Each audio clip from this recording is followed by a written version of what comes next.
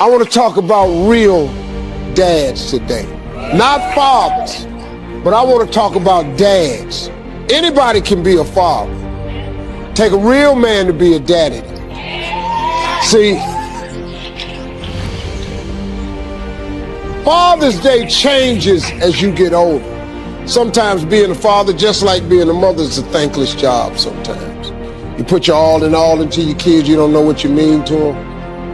And then, as you get older, when you're a kid, you don't necessarily understand or even appreciate what your dad is trying to do for you. But it's only when you get older, you step back, you move out the house, maybe even start a family on your own, you start to really realize, man, what that man meant to me. My dad, what he tried to teach me, all the lessons. You just want to be appreciated. And for all you dads out there that's been putting in the years with your kids, whether it's your son or whether your daughter, where you've been turning your boy into a man, or you've been showing a young girl the example of how a man ought to treat a woman by taking good care of her mom, whatever it is, hats off to the dads around the world. Happy Father's Day out there, man. When you ask God for something, God boxes it up, put your name on it, and he ships it the day you ask for it. As soon as you ask for it, he ships it. The problem with the package is, he never tells you the date that it's going to arrive. If he did that, it would destroy the one element that he requires, your faith. So God sends your package, but he only delivers to Faith Street. If you step off of Faith Street and you go over here to I Don't Believe It Boulevard, he don't ship that. If you step over here to I Don't See How Avenue, he don't ship that. If you step over here to Ain't No Way Circle, he don't ship that. The package only goes to Faith Street. What happens to the average person is that when the package arrives and you ain't on Faith Street, it's just like the post office and FedEx, UPS. If you ain't get it, package gotta go back. If you wake up in the morning and you start having negative thoughts, man, this ain't my day. I woke up on the wrong side of the bed. I'm tripping, I just don't feel myself. Every time you feel, in the middle of the day, if you feel yourself doing that, stop, just stop for a second.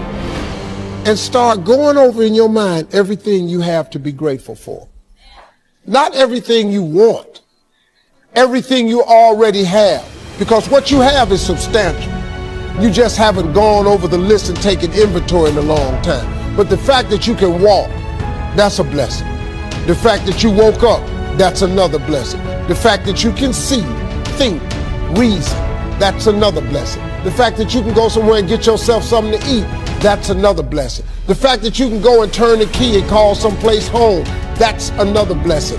The ability to dream is a blessing.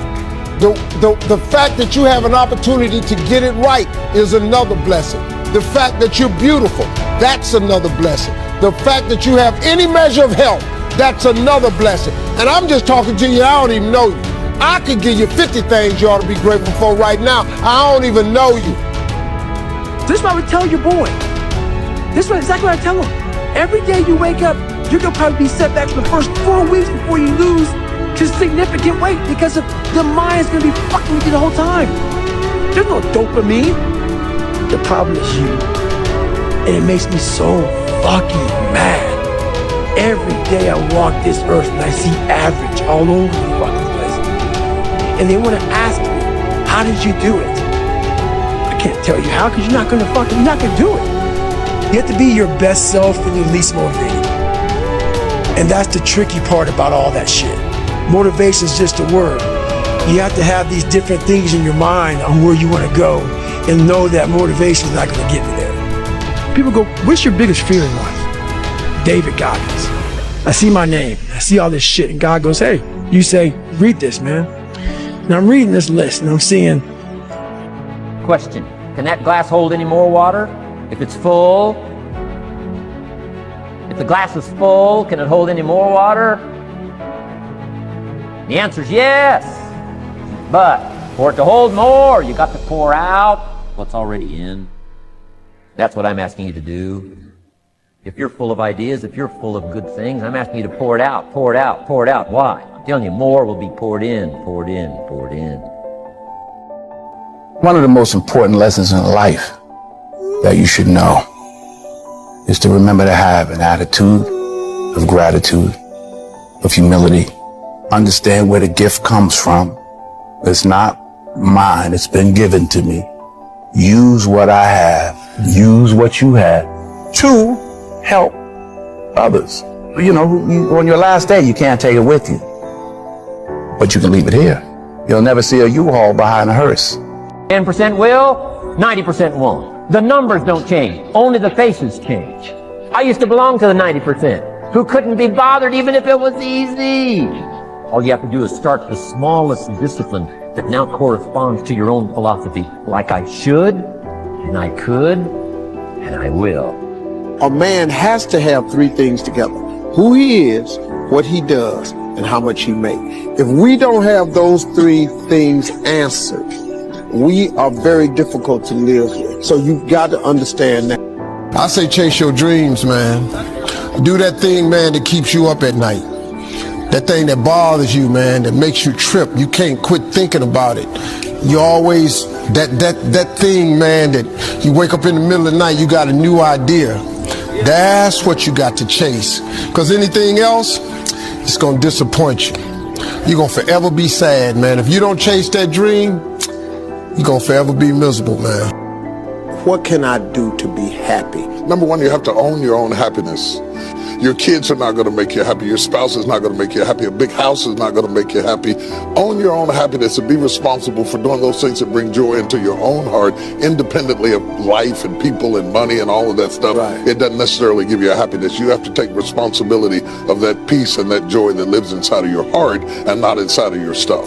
The second thing that I think people need to do is challenge their own story, because people torment themselves by how they see their life. Challenge your own story. Change the way you talk to yourself about who you are and what happened to you and what you're going to do in your life. You wrote the script. Change the story. Change the dialogue. You can, am I right? Third thing that I think is very important is to enjoy the journey, not the destination. A lot of us delay our happiness. When I get to this level, when I get my degree, when I get the kids, when I get married, I'm going to be happy. Enjoy the journey. Enjoy the whole step, the whole process. Every day that you get up to strive for whatever it is you're after. You know, I'm a goal-oriented guy. Yeah, absolutely. But you don't celebrate when you get to the finish line. Celebrate all along the way. Celebrate all along the way. Yeah, man. But know this, only those that can see the invisible can do the impossible. Bro, you gotta learn from your mistakes. That's what make you better as a man. That's what grow you up. The mistakes you make gonna make you a better person, or you gonna be a dummy. That's what changed me, the mistakes I made. That's what make you smarter, that's what make you richer, that's what make you more wiser from the mistakes you made. Why not you? You've got the brains, you've got the stamina, you've got the vitality, you've got the interest, you've got your life ahead of you, you've got the future. You can do it. If anybody can do it, you can do it. If one of us can do it, hey, we all can do it. And now here's my last question. Why not now? And you can't tell God how to bless you. See, you can't tell him what you want and then tell him how to do it. Because it ain't going to ever be the way you want it to. Because if where you at today, if God had showed you what you would have to go through to get to where you are today, you would turn back. You would go, oh, no. I don't want that part. I don't want to do that. I don't want that part. You would have missed who you are today. Because in order to get to who you are, you had to go through every single thing you went through. You wouldn't even know what you know. You hear old people say all the time, you can't have a testimony without a test. You got to have some test partners. That's the only way to have testimony. So